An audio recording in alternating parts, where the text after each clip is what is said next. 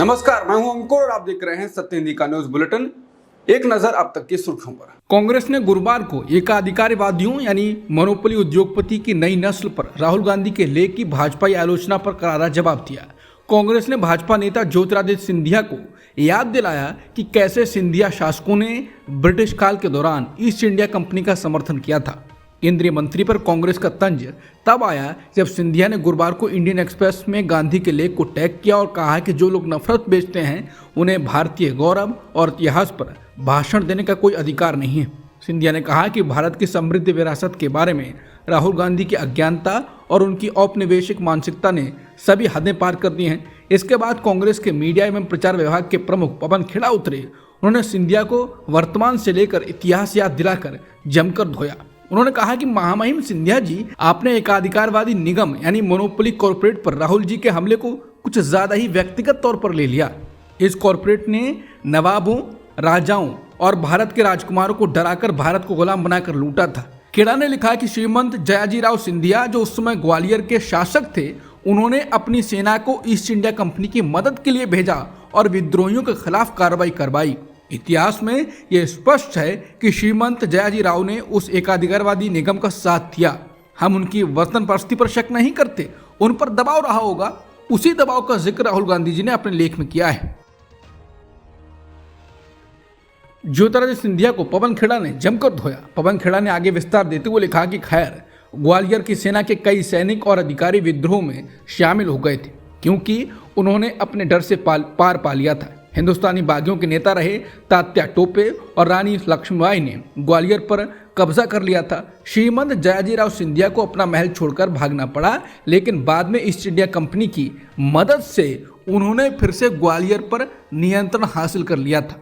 इस प्रकार औपचारिक रूप से सिंधिया शासकों ने ईस्ट इंडिया कंपनी का समर्थन किया, लेकिन उनकी सेना के कई सदस्य स्वतंत्रता संग्राम में शामिल हुए क्योंकि जनता शासकों से ज्यादा समझदार, वतन परस्त और बेखौफ थी। खेड़ा ने लिखा कि बाद के वर्षों में भी सिंधिया परिवार ने आमतौर पर ब्रिटिश राज के साथ सहयोग की नीति अपनाई थी। सिंधिया जी इतिहास में सबक लेकर आगे बढ़ने के लिए प्रेरित करता है, न कि झूठी मनगढ़ंत बातों के सहारे जीने के लिए। भारत में भूत यानी कि पास चढ़ना इसी को कहते हैं। खैर, मैंने आपका भूत 1857 में उस एकाधिकारवादी निगम से हिंदुस्तानियों की बगावत के सच्चे इतिहास से उतारने की कोशिश की है। उम्मीद है कि उतर गया होगा।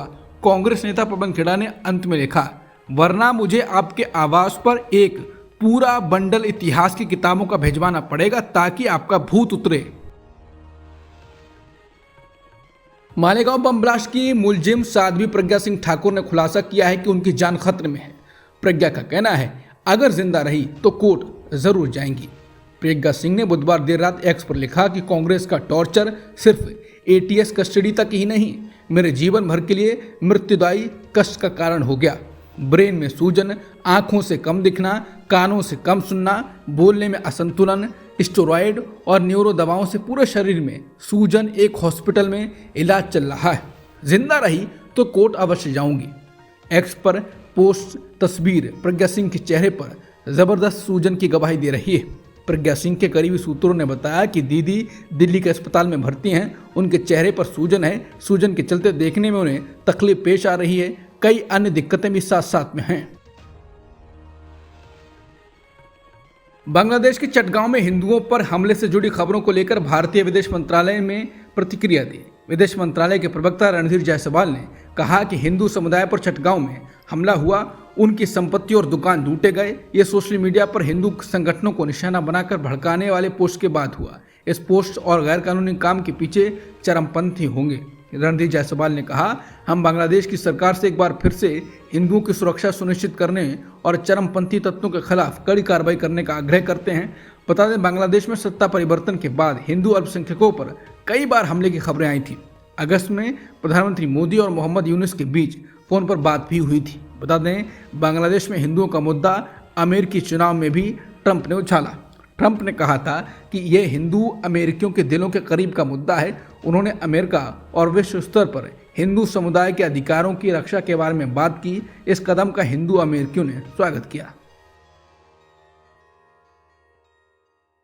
कनाडा के टोरंटो में भारतीय उच्चायोग ने पहले से निर्धारित अपने कुछ कैंपों को रद्द करने का फैसला किया है।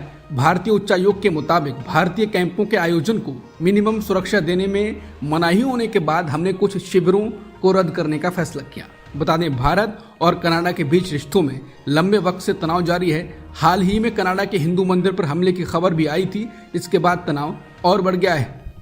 कनाडा के टोरंटो में भारतीय उच्चायोग के पहले से निर्धारित कुछ कैंपों को रद्द करने के फैसले पर विदेश मंत्रालय ने गुरुवार को प्रतिक्रिया दी। विदेश मंत्रालय के प्रवक्ता रणधीर जायसवाल ने साप्ताहिक प्रेस वार्ता में कहा कि आपने देखा होगा कि टोरंटो में कॉन्सुलेट ने बताया कि उन्हें अपने कैंप लगाने के कार्यक्रम को रद्द करना पड़ा क्योंकि न्यूनतम सुरक्षा भी नहीं मिली और सरकार ने सुरक्षा का आश्वासन नहीं दिया। इस कारण हमने कैंपों को रद्द करने का फैसला किया। आप जानते हैं कि कनाडा में काफ़ी अधिक संख्या में भारतीय समुदाय के लोग हैं। इसमें से कई लोगों को खासकर नवंबर और दिसंबर महीने में कई डॉक्यूमेंट पेंशन जारी रखने और भारत में अन्य कामों के लिए चाहिए होते हैं। काउंसलर कैंप लगाकर ऐसे ही लोगों की मदद की जाती है। सुप्रीम कोर्ट से ईडी को बड़ा झटका लगा है। सुप्रीम कोर्ट ने बुधवार को पीएमएलए से जुड़े एक मामले में अहम फैसला दिया। अदालत ने कहा कि पीएमएलए में भी लोक सेवकों यानी पब्लिक सर्वेंट्स के खिलाफ मुकदमा चलाने के लिए वहां की सरकार की परमिशन लेनी होगी।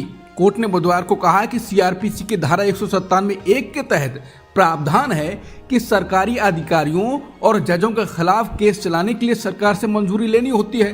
ये प्रावधान अब prevention of money laundering act यानी पीएमएलए में भी लागू होता है। दरअसल आंध्र प्रदेश के नौकरशाह विभू प्रसाद आचार्य के खिलाफ ईडी ने मनी लॉन्ड्रिंग के आरोप लगाए थे, जिसे 2019 में तेलंगाना हाई कोर्ट ने बिना सरकार की मंजूरी के केस चलाए जाने को लेकर खारिज कर दिया था। इसके खिलाफ ईडी सुप्रीम कोर्ट पहुंची थी, जहां बुधवार को जस्टिस अभय एस ओका और जस्टिस एजे मसीह की बेंच ने याचिका खारिज कर दी। कोर्ट ने कहा कि पीएमएलए का केस चलाने से पहले सरकार की मंजूरी लेने का प्रावधान ईमानदार और निष्ठावान अधिकारियों की रक्षा के लिए है। हालांकि ईडी कहती है कि पीएमएलए एक स्पेशल एक्ट है, इस मामले में किसी भी मंजूरी की जरूरत नहीं है, लेकिन सुप्रीम कोर्ट ने पूरा खेल पलट दिया है। अब कहा जा रहा है कि जस्टिस ओका और जस्टिस मसीह के इस फैसले के दूर तक नतीजे होंगे। ईडी द्वारा दायर सभी चार्जशीट अभियोजन मंजूरी यानी प्रोसिक्यूशन सैंक्शंस के बिना हैं और कई मामलों में ट्रायल कोर्ट ने उन चार्जशीट पर संज्ञान लिया है और अब पीएमएलए के तहत हर आरोपी कॉग्निजेंस के आदेश को चुनौती देगा। और क्या अब विपक्ष शासित राज्य मंजूरी देंगे? लोगों का कहना है कि ये देखकर खुशी हुई है कि हाल में सुप्रीम कोर्ट ने ईडी को जवाबदेह ठहराया है और केंद्रीय एजेंसी को कानून का पालन करने के लिए मजबूर किया है। कोलकाता के आरजी कर मेडिकल कॉलेज और अस्पताल में ट्रेनी डॉक्टर के बलात्कार के बाद हत्या के मामले में सुप्रीम कोर्ट ने गुरुवार को सुनवाई की। कोर्ट ने कहा कि मामले की जांच चल रही है, ऐसे में इसको लेकर हम टिप्पणी नहीं कर सके। अदालत ने स्वास्थ्य कर्मियों की सुरक्षा के लिए मानक तय करने को लेकर गठित नेशनल टास्क फोर्स की रिपोर्ट सभी राज्यों और केंद्र शासित प्रदेशों के साथ साझा करने को कहा। नेशनल टास्क फोर्स ने फिलहाल अपनी रिपोर्ट सुप्रीम कोर्ट में दाखिल कर दी है।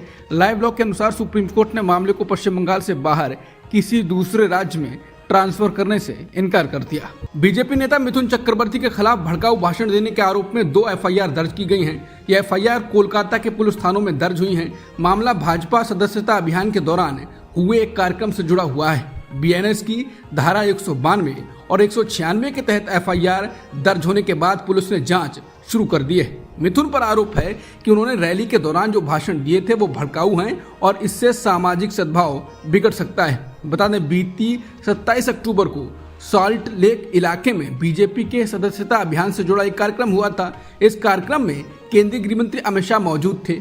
अमित शाह के सामने बोलते हुए मिथुन बोले थे कि बीजेपी पश्चिम बंगाल में सत्ता के लिए कुछ भी करने के लिए तैयार है। अमित शाह के सामने बोलते हुए मिथुन कुछ ज्यादा खुल गए।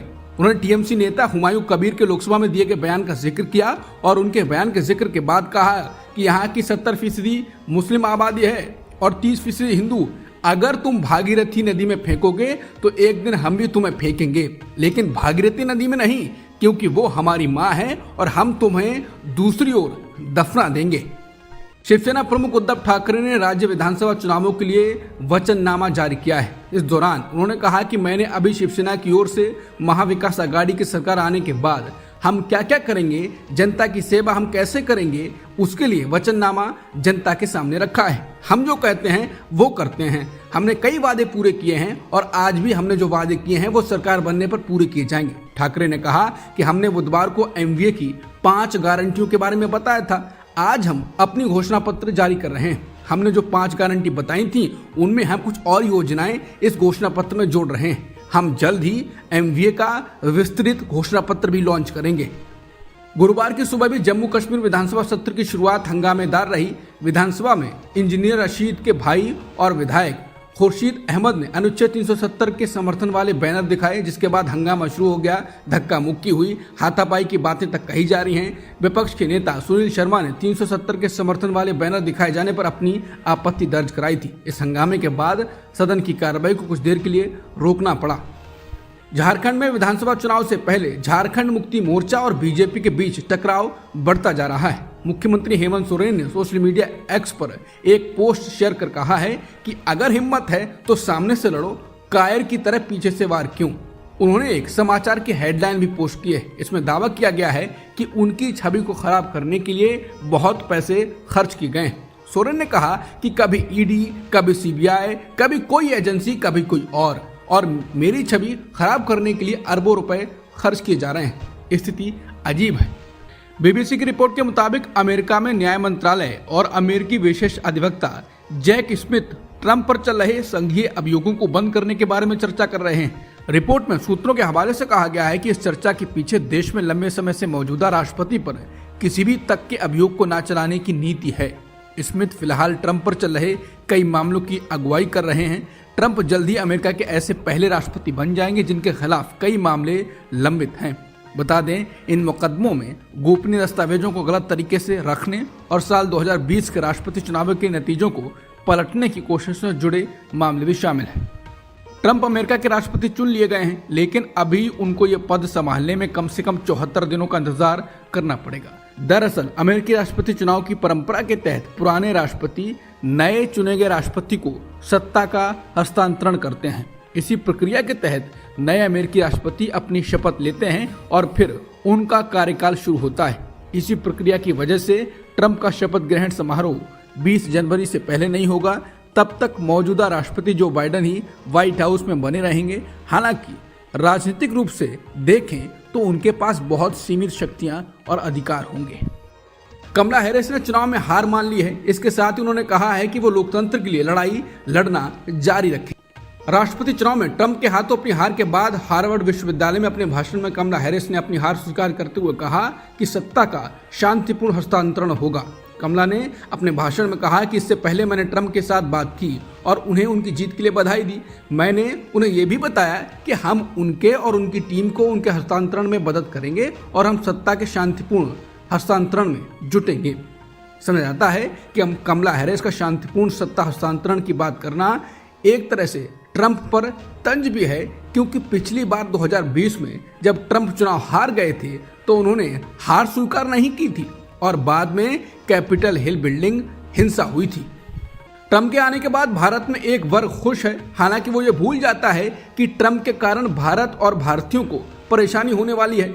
इमिग्रेशन नीति से लेकर टैरिफ जैसी नीतियां भारत को परेशान करेंगी। इसको आप सत्य हिंदी के वेबसाइट पर पढ़ सकते हैं और कल के बुलेटिन में भी देख सकते हैं। आज हम बात चीन की करते हैं कि अमेरिका अब अपनी विदेश नीति में चीन को लेकर क्या रुख अपनाएगा। बता दें, जब ट्रंप सत्ता में थे तो उन्होंने चीन को अपना रणनीतिक प्रतिस्पर्धी करार देते हुए उससे होने वाले कुछ आयातों पर टैरिफ लगा दिया था। उस वक्त चीन ने भी जैसे को तैसा नीति अपनाते हुए अमेरिकी सामानों पर टैरिफ लगा दिया था।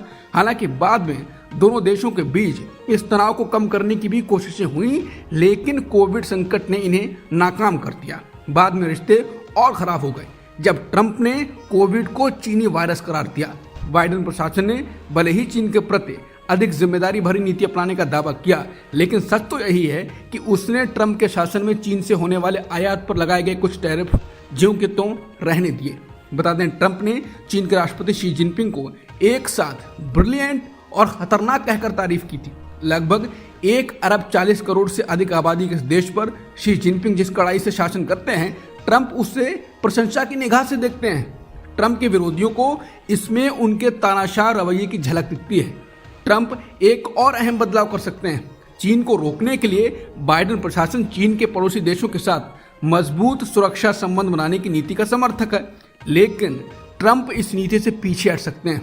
अमेरिका ताइवान को सैन्य सहायता देता रहा है, चीन ताइवान पर अपना दावा करता रहा है। उसका कहना है कि ताइवान उसका ही हिस्सा है और एक दिन वो उसे खुद में मिलाकर रहेगा। वहीं इस साल अक्टूबर महीने में ट्रंप ने कहा था कि अगर व्हाइट हाउस में उनकी वापसी हुई तो वो ताइवान की नाकेबंदी खत्म करने के लिए चीन के खिलाफ फौजी ताकत का इस्तेमाल नहीं करेंगे। उन्होंने कहा था कि शी जिनपिंग जानते हैं कि मैं पागल हूं, मैं इतना टैरिफ लगाऊंगा कि चीनी आयात बुरी तरह लड़खड़ा जाएगा। ट्रंप की जीत पर चीन के विदेश मंत्रालय ने बधाई दी है। चीन के विदेश मंत्रालय ने अपने आधिकारिक एक्स अकाउंट से बुधवार को एक पोस्ट करते हुए लिखा, हम अमेरिकी जनता के चुनाव का सम्मान करते हैं और ट्रंप को अमेरिकी राष्ट्रपति चुने जाने पर बधाई देते हैं। चीनी विदेश मंत्रालय ने कहा कि अमेरिका को लेकर चीन की जो नीति है वो आगे भी जारी रहेगी। हम आपसी सम्मान, पीसफुल कोएग्जिस्टेंस और दोनों देशों के फायदे के सिद्धांतों के तहत अपने द्विपक्षीय संबंधों को आगे भी जारी रखेंगे। अमेरिकी चुनाव में ट्रंप की जीत के बाद ईरान ने भी बयान दिया है। ईरानी सरकार की प्रवक्ता फतेह में मोहजेरानी ने ट्रंप की जीत के ईरान पर पड़ने वाले प्रभाव को खारिज कर दिया। ईरानी सरकार की प्रवक्ता ने कहा कि अमेरिकी राष्ट्रपति चुनाव हमारे लिए मायने नहीं रखते। अमेरिका और ईरान में सरकारें बदलने से बहुत कुछ बदलने वाला नहीं है। व्हाइट हाउस में कोई भी बैठे, इससे हमारे लोगों के जीवन में कोई असर नहीं पड़ेगा। बता दें, साल 2016 में ट्रंप ने अपने पहले कार्यकाल में अमेरिका के साथ ईरान की न्यूक्लियर डील को खत्म कर दिया था। ईरान और अमेरिका के बीच ये डील। वहीं न्यूज एजेंसी एपी के साथ बातचीत में तेहरान के एक छात्र ने ट्रंप की जीत पर कहा कि इस बात में कोई संदेह नहीं है कि ट्रंप ईरान पर लगे प्रतिबंधों को और बढ़ाएंगे। जो चीजें हमारे पक्ष में नहीं है वो और भी बदतर होंगी। अब तक की सुर्खियों में इतना ही। बाकी खबरों के लिए बने रहिए सत्यहिंदी.com के साथ।